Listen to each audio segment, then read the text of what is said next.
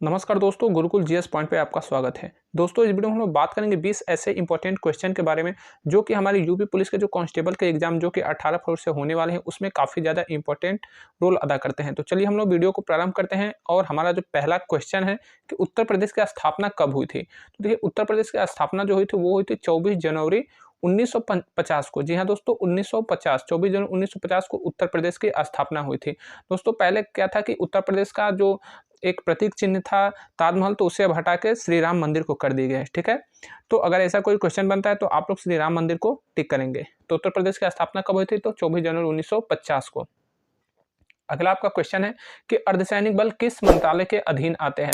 तो जो paramilitary forces होते हैं, जो कि हमारे 7 पैरामिलिट्री फोर्स है, जिसमें सीआरपीएफ, सीआईएसएफ और SSB, ITBP, Assam rifles, BSF, तो जो 7 जो पैरामिलिट्री फोर्सेस हैं वो गृह मंत्रालय यानी कि होम मिनिस्ट्री के अंतर्गत आते हैं। इनके जितने भी जो दिशा निर्देश आते हैं वो होम मिनिस्ट्री के तरफ से आते हैं। तो पैरामिलिट्री फोर्सेस किसके अधीन काम करते हैं?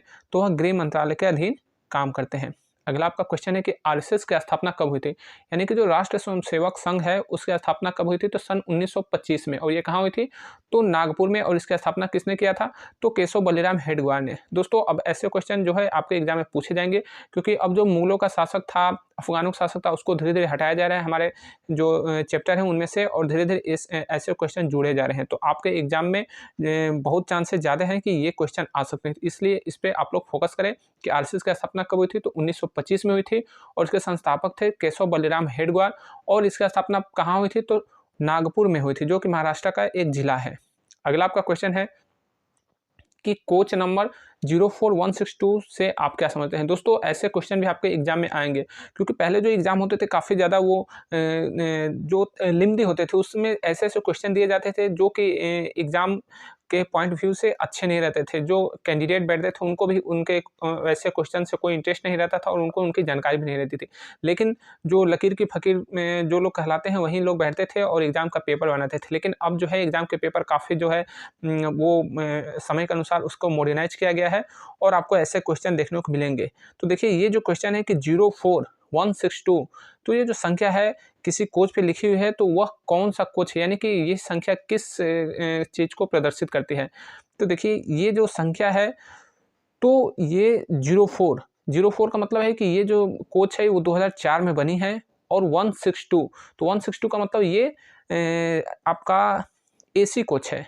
ठीक है दोस्तों, एसी कोच। देखिए, ऐसा होता है क्या कि जो 0 से 200 संख्या के बीच में जो कोचेज बनते हैं वो एयर कंडीशनर कोच होते हैं, और जो 200 से 400 के बीच में जो कोचेज होते हैं वो होते हैं आपके स्लीपर कोच, और फिर 400 से 600 के बीच में जो बोगियाँ बनती हैं तो वो होती हैं जनरल क्लास की बोगियाँ। ठीक है, तो अगर जहाँ कहीं पे आपको 04 162 दिखे तो समझिए कि वो एसी कोच है। अगर मान लीजिए यहाँ पे 04 की जगह 220 लिखा रहेगा तो 04 220 का मतलब कि 2004 में बनी है और ये स्लीपर कोच है।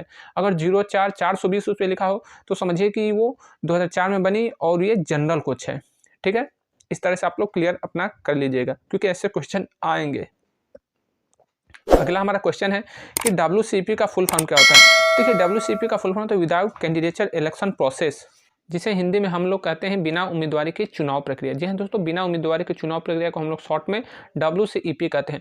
दोस्तों, इस पर मैंने फुल एक वीडियो बनाया है, इसको आप लोग जरूर देखिएगा। दोस्तों, ये दुनिया की सबसे बेहतरीन चुनाव प्रक्रिया है। दोस्तों, अगर हमारे देश की चुनाव प्रक्रिया नहीं सुधरेगी तो हम लोग जो है इसी तरह बेरोजगारों की श्रेणी में शामिल रहेंगे और रोजगार के लिए दर दर की ठोकरें खाते रहेंगे, और जो अंगूठा छाप लोग हैं वो हम पे शासन करते रहेंगे। चाहे हम कितना भी पढ़ाई लिखाई करके दरोगा बन जाए, कांस्टेबल बन जाए या PCS अधिकारी बन जाए, यूपीएससी के थ्रू अगर हम DM भी बन जाए, तो जो अंगूठा छाप लोग हैं वो हम पे राज करते रहेंगे और हमें जी हुजूरी करती पड़ेगी। इसीलिए आप लोग जो है इस वीडियो को जरूर देखें, WCEP को जरूर समझें। ठीक है, अगला आपका जो क्वेश्चन है कि भारत का संविधान कब लागू हुआ? तो भारत का संविधान जो लागू हुआ वो हुआ 26 जनवरी 1950 को। 26 जनवरी 1950 को भारत का संविधान लागू हुआ, इसीलिए 26 जनवरी को गणतंत्र दिवस मनाया जाता है, क्योंकि उस दिन हमारा संविधान लागू हुआ था। लेकिन दोस्तों, अफसोस की बात कि हमारे जो संविधान लागू है लगभग देश के जो है 74 साल हो गए, लेकिन आज भी हमारा जो देश है वो ना तो कायदे से शिक्षा व्यवस्था सही हुई है, ना ही कायदे से जो है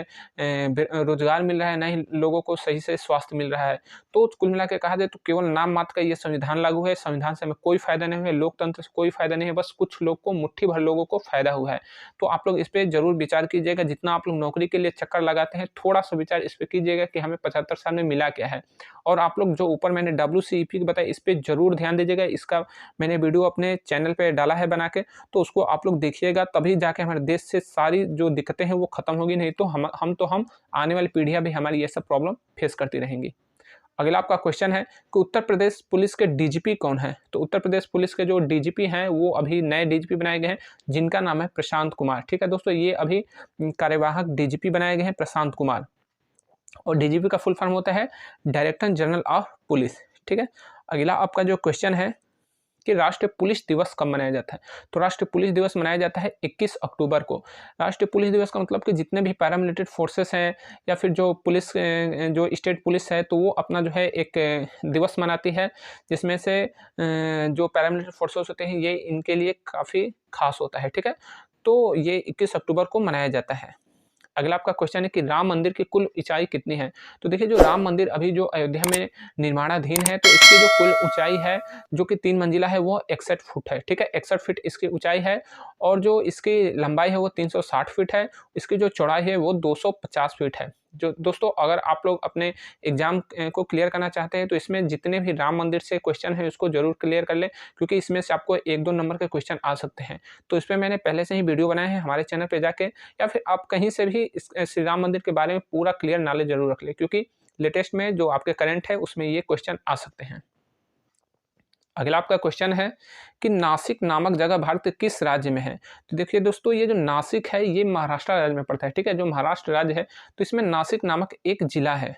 ठीक है, नासिक नामक एक जिला है जो कि महानगर है। और नासिक किस नदी किनारे बसा है? तो ये गोदावरी नदी के किनारे बसा है। और जो आपने रामायण में सुना होगा कि एक पंचवटी नामक जगह, जहाँ से जो रावण था वो माता सीता को हर के ले गया था, तो वो जो पंचवटी नामक जगह है वो नासिक नामक राज्य में ही पड़ता है। ठीक है, और नासिका है तो ये महाराष्ट्र राज्य में है। अगला आपका क्वेश्चन है कि ज्येष्ठ भ्राता समपिता में ज्येष्ठ शब्द का क्या अर्थ है? तो दोस्तों, ये एक कहा जाए तो ये एक श्लोक है कि ज्येष्ठ भ्राता समपिता। श्लोक नहीं कहा जाएगा, लेकिन ये एक कहिए कि संस्कृत का एक काफ़ी फेमस लाइन है कि ज्येष्ठ भ्राता समपिता, यानी कि जो बड़ा भाई होता है वो पिता के समान होता है। तो इसमें जो है ज्येष्ठ शब्द का क्या अर्थ है? तो इसका अर्थ होगा बड़ा। ठीक है, तो जो बड़ा भाई है वो पिता समान है। और दोस्तों, हमें अपने बड़े भाई का, बड़े बहन या फिर जितने माता पिता हैं उनका सम्मान करना चाहिए। हमें अपने संस्कारों का अच्छा प्रदर्शन करना चाहिए, संस्कारहीन हमें नहीं बनना चाहिए। अगला आपका जो क्वेश्चन है कि रामलला की प्राण प्रतिष्ठा किस तिथि को हुआ था? तो अभी जो अयोध्या में राम मंदिर बना है, तो अयोध्या में जो राम मंदिर बना है तो उसमें जो श्री राम की जो प्रतिमा रखी गई है, जो रामलला की प्रतिमा रखी गई, उसकी प्राण प्रतिष्ठा कहे या फिर जो श्री राम मंदिर का एक उद्घाटन तिथि कहा जाए तो वो कौन सा तिथि है? तो वो है 22 जनवरी 2024। ठीक है, 22 जनवरी 2024 को प्राण प्रतिष्ठा हुआ है। और ये रामलला की जो मूर्ति है ये इसका आपको फोटो लगाया गया है। अगला आपका क्वेश्चन है कि फ्लाइंग टैंक किस हेलीकॉप्टर को कहा जाता है? तो उस हेलीकॉप्टर का नाम है अपाचे हेलीकॉप्टर। दोस्तों, अभी जो अपाचे हेलीकॉप्टर जो अमेरिका से खरीदा गया है, जो कि बोइंग कंपनी द्वारा बनाई जाती है अपाचे हेलीकॉप्टर, तो इसको जो है फ्लाइंग टैंक कहा जाता है। यानी कि ये जो बहुत ही घातक हेलीकॉप्टर है, जो कि इंडिया में भी अब इसके जो है विंग बनाई जा रही है। तो अपाचे हेलीकॉप्टर मिलने से इंडिया को काफ़ी ज़्यादा फायदा हुआ है। लेकिन हाँ, हमारे देश के प्रधानमंत्री को और इंडिया को चाहिए कि सारी तकनीक जो है अपने इंडिया में रखे, क्योंकि इंडिया के जितने भी साइंटिस्ट हैं वो बाहर जाते हैं और बाहर अपना जो है पैसा कमाते हैं। तो अगर उनके लिए कुछ अच्छा देश में माहौल बनाया जाए, देश की स्थिति सुधारी जाए, तो हमें भीख नहीं मांगनी पड़ेगी अमेरिका से या रसिया से, किसी भी देश से। अगला आपका जो क्वेश्चन है कि पूर्वांचल एक्सप्रेसवे किस राज्य में है? तो पूर्वांचल एक्सप्रेसवे उत्तर प्रदेश में है। जी हाँ दोस्तों, पूर्वांचल एक्सप्रेसवे बहुत ही बेहतरीन एक्सप्रेसवे है। और ये जहाँ से एक्सप्रेसवे बना है, यानी कि लखनऊ से बना है और गाजीपुर में आके अभी जो ख़त्म हो गया है। तो ये पूरा गाजीपुर से लखनऊ तक जो है एक्सप्रेसवे वैसे होता ही है कि दोनों तरफ से वो कहा जाए तो एक तरफ से बैरिकेडिंग किया रहता है। इसमें कोई भी जानवर या फिर कोई भी अपना गाड़ी जो है नहीं ले जा सकता। दोनों तरफ 2-2 घेरा की बैरिकेडिंग रहती है। एक जो है वो आपके शेड की बैरिकेडिंग रहेगी और दूसरा जो है उससे 30 मीटर 20 मीटर नीचे जो है वो बैरिकेडिंग रहती है। आपका जो एक जो तार होता है, जो जिसे बाड़ कहते हैं, उसकी बैरिकेडिंग रहती है। तो काफ़ी बेहतरीन इसका सफ़र रहता है। लेकिन हाँ दोस्तों, आप लोग जब भी गाड़ी चलाएं तो उतना स्पीड ना रखें कि आपकी गाड़ी जो है आपके कंट्रोल से बाहर हो जाए। तो अगला आपका जो क्वेश्चन है कि इसरो के महानिदेशक कौन है, तो ये हैं श्री एस सोमनाथ। ठीक है, इसरो के महानिदेशक कौन है, तो इनका नाम है श्री एस सोमनाथ। ये आपके करंट से क्वेश्चन है। दोस्तों अगला जो क्वेश्चन है कि तर्कशील भारत के संस्थापक कौन है, तो इनका नाम है शकील फ्रेम। दोस्तों इनका नाम आप लोग जरूर याद रखिएगा क्योंकि ये बहुत ही बेहतरीन व्यक्ति हैं। इनका जो आप लोग यूट्यूब पे देखेंगे तो इनका चैनल भी है, काफ़ी बेहतरीन व्यक्ति हैं। ये बताते हैं कि अंधविश्वास क्या है, धर्म किस किस तरह से लोगों को लड़ाता है, तमाम इनके लेक्चर भरे हुए बहुत ही बेहतरीन है। इनको आप लोग यूट्यूब पे देखिएगा। और तर्कशील भारत के संस्थापक कौन है, तो शकील प्रेम। ठीक है, क्वेश्चन ऐसे आ सकते हैं आपके एग्जाम में। देखिए अगला आपका क्वेश्चन है कि सबसे ज़्यादा विधानसभा सीटों की संख्या किस राज्य में है, तो उस राज्य का नाम है उत्तर प्रदेश। जी हाँ दोस्तों, उत्तर प्रदेश भारत का सबसे बड़ा विधानसभा क्षेत्र वाला राज्य है। दोस्तों इसका जो विधानसभा सीट है तो वो 403 है। ठीक है, बाकी जो स्टेट है वो काफ़ी पीछे हैं, लेकिन इंडिया में जो सबसे बड़ा विधानसभा सीट वाला राज्य है तो वो है उत्तर प्रदेश। ठीक है, और सबसे ज़्यादा लोकसभा की सीट भी कहाँ पे है सबसे ज़्यादा, तो वो इंडिया में ही है। ठीक है, तो अभी लोकसभा की सीट कितनी है, तो लोकसभा की सीट जो है 80 है, और वो सबसे ज़्यादा कहाँ पे है, तो वो उत्तर प्रदेश में ही है। तो लोकसभा का है या फिर विधानसभा, सबसे ज़्यादा सीट उत्तर प्रदेश के पास है क्योंकि पॉपुलेशन सबसे ज़्यादा उत्तर प्रदेश में ही है। देखिए बनारस जिले का व्हीकल कोड क्या है, तो देखिए ये जो हमारे स्टेट का बनारस जिला है तो बनारस जिला का व्हीकल कोड यानी कि जो आरटीओ नंबर होता है तो उसका एक आरटीओ का एक कोड होता है जो कि है 65। जी हाँ दोस्तों, अगर आप लोग उत्तर प्रदेश से बिलोंग करते हैं तो आपको अपने हर जिले का एक व्हीकल कोड होता है, उसे याद रखिएगा क्योंकि एग्जाम में पूछ सकता है। क्योंकि अब जो एग्जाम के पेपर आ रहे हैं वो काफ़ी लेटेस्ट आ रहे हैं, काफ़ी बढ़िया पेपर आ रहे हैं, काफ़ी अच्छे क्वेश्चन आ रहे हैं, तो आपको इस तरह के क्वेश्चन की जानकारी जरूर होना चाहिए। ठीक है, तो जो बनारस जिले का व्हीकल कोड है वो है 65, जबकि जो बलिया जिला है उसका है 60, जो गाजीपुर है 61, 60, 61, 65, फिर 67 जो है आपका चंदौली जिला है, 70 जो है आपका प्रयागराज है, और जो 75 है तो 75 शायद आपका इटावा का है। ठीक है, तो इस तरह से आपके व्हीकल कोड का आपको नंबर याद रखना है। ठीक है, देखिए जो व्हीकल कोड है इसमें ये जो आप नंबर प्लेट देख रहे हैं तो इसमें 4 जो है पार्ट होते हैं। यूपी जो है, यूपी जो स्टेट कोड है यानी कि उत्तर प्रदेश के वाहन का है, ये पता चल जाएगा। 65 आपका जो है स्टेट का आरटीओ जो डिस्ट्रिक्ट का आरटीओ कोड है, और CW जो है ये सीरीज है, CW सीरीज है, यानी कि जो सेलिंग सीरीज कहा जाता है कि CW सीरीज की गाड़ी।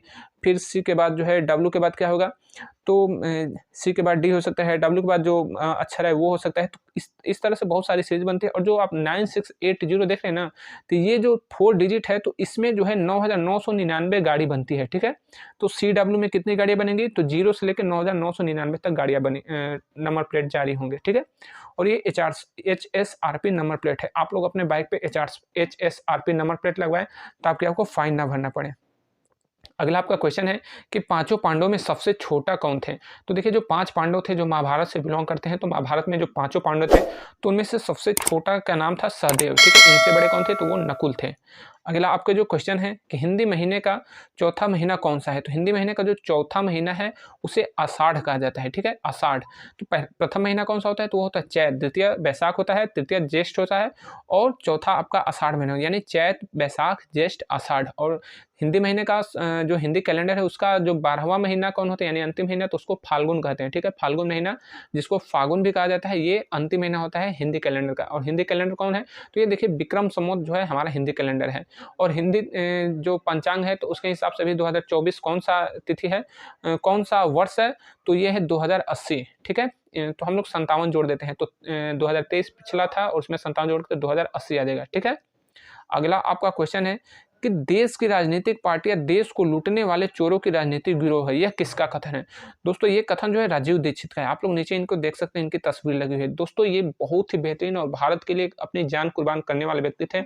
अगर आज ये जीवित होते तो वाकई में भारत के लिए बहुत कुछ करते, या फिर अगर इनका राजनीतिक जुड़ाव हो गया होता तो ये भारत के लिए बहुत कुछ अच्छा कर सकते थे, लेकिन अफसोस कि ये हमारे बीच नहीं रहे। इनका नाम है राजीव दीक्षित, और ये अपने स्पीच जो है इनके यूट्यूब पे काफ़ी आपको सुनने पढ़ने को मिलेंगे। आप लोग इनकी स्पीच को जरूर सुनिएगा, पढ़िएगा और इनकी तरह बढ़ने की कोशिश कीजिएगा। ठीक है, तो इन्होंने कहा था कि देश की जो राजनीतिक पार्टियां है वो देश को लूटने वाले चोरों की राजनीतिक गिरोह है, जो कि बिल्कुल 100% सच है। हमारे देश में जो राजनीतिक पार्टियां हैं वो जो है अपना सीट के लिए अपने चुनाव में किस तरह से उनका सीट बचा रहे, किस तरह से लोगों को गुमराह करके जो है पद मिल जाए, उसके लिए वो देश को किसी भी खाई में ढकेल सकते हैं, जनता को कितना भी वो दुख नुकसान पहुंचा सकते हैं। ठीक है, तो ये हमारा जो अभी चुनाव प्रक्रिया है काफ़ी बेकार चुनाव प्रक्रिया है, आप लोग WCEP पे जरूर ध्यान दीजिएगा। अगला आपका क्वेश्चन है कि महर्षि वाल्मीकि अंतर्राष्ट्रीय हवाई अड्डा किस प्रदेश में है। तो दोस्तों अभी जो अयोध्या में नया एक एयरपोर्ट बना है जो कि इंटरनेशनल एयरपोर्ट है, उसी का नाम है महर्षि वाल्मीकि अंतर्राष्ट्रीय हवाई अड्डा।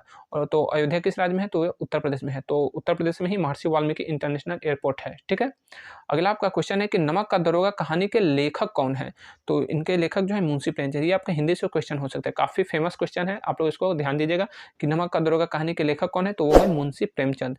अगला आपका क्वेश्चन है कि दीपावली का आरंभ किसके आगमन से होता है। तो देखिए दीपावली का आरंभ जो है भगवान श्री राम के आगमन से होता है, क्योंकि आपको पता होगा कि जो रावण को श्री राम ने वध किया था तो उसके बाद वो वापस आए थे, यानी कि महानवमी के बाद जो है वो वापस जब अयोध्या आए तभी से दीपावली का प्रारंभ हुआ था। तो इसमें माता लक्ष्मी का कोई योगदान नहीं है, इसमें माता लक्ष्मी का कोई रोल नहीं है, स्पेशली उस दिन श्री राम की पूजा करनी चाहिए। ठीक है, तो आपके जो 20 क्वेश्चन थे वो क्लियर हो गए। और आपका देखिए ये जो क्वेश्चन है कि एसएचओ के कंधे पर कितना स्टार होते हैं। एसएचओ का मतलब आप लोग समझते होंगे कि जो स्टेशन हाउस ऑफिसर होता है उसे एसएचओ कहा जाता है। इसके कंधे पर कितने स्टार लगे रहते हैं, क्योंकि कई लोग कन्फ्यूजन में रहते हैं कि 2 होते हैं या फिर 3 होते हैं। तो इसमें आप लोग को बताना है कि कितने स्टार होते हैं एसएचओ के कंधे पर। मिलेंगे अगले वीडियो में, तब तक के लिए जय हिंद।